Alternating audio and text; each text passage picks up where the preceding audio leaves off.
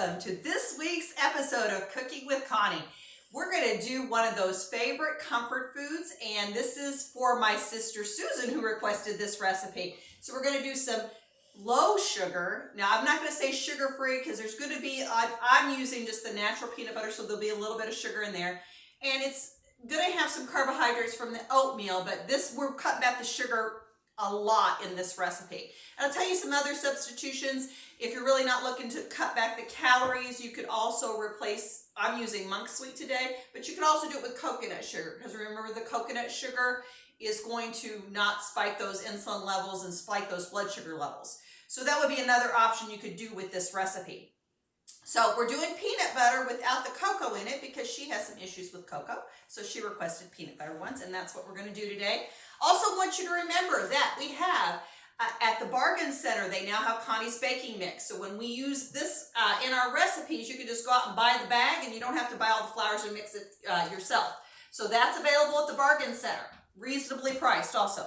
So we're going to start this recipe today. And you know, like I said, this is that old-fashioned, if you've ever made those no-bake cookies, they're pretty simple. So we're going to put a stick of butter in here.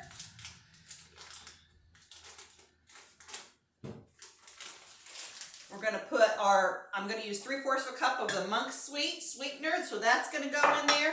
So what we're going to do is get everything kind of warm and melty. Then we add the oats, and I'm kind of doing a little bit of a different take. You know me, I like to healthify everything, so I'm going to put a little flaxseed in this at the end of this.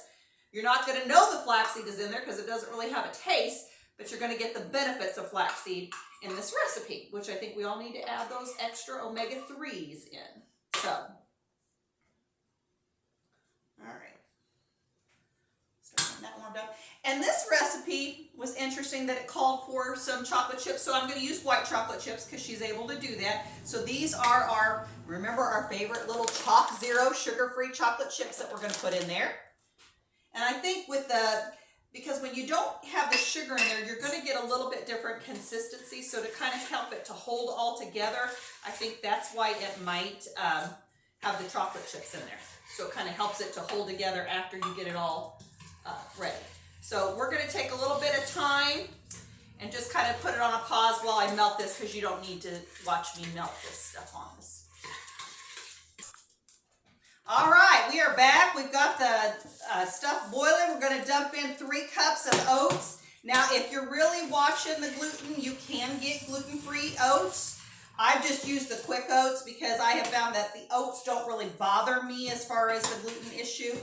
But for some of you that are dealing with celiacs, I definitely recommend getting the ones that are certified gluten-free to make sure you don't have the cross-contamination, which can happen with oats. It's not that the oats have gluten in them, but there's a lot of cross-contamination, and that's why you have to be careful with oats. We're going to also dump in, like I said, we're going to use a little flaxseed in there. So I've got my ground, use the ground flaxseed. You don't want to use the whole. And we're going to put some of that in there. And then we're going to also put a teaspoon of vanilla. Remember, when you do vanilla, you want pure vanilla extract. Don't be using that imitation stuff. All right. We're going to get all that stirred up.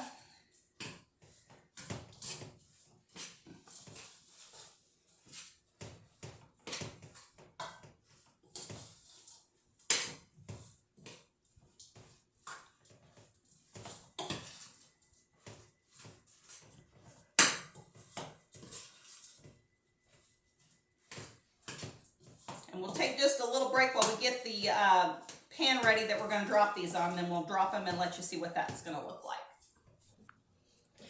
All right, guys. So here is the finished product there. And my 2 samplers over there are giving us the thumbs up that they're delicious today. So remember that when you do this, there's a lot of different ways you can do it. The recipe, you're going to find that in the comment section. So remember to like, share, subscribe to our YouTube channel. And we'll continue to try to bring you recipes that you're wanting to see. And by the way, I'm going to put my email link in the comment section also, so that if you have a recipe you want me to modify on here, send it to me. I'll take a look at it and I'll see if I can make it a little healthier for you. And if we select it, we'll let you know and we'll feature it on our Cooking with Connie show. So that's it for this week. Remember to make good choices and we'll see you at the next episode.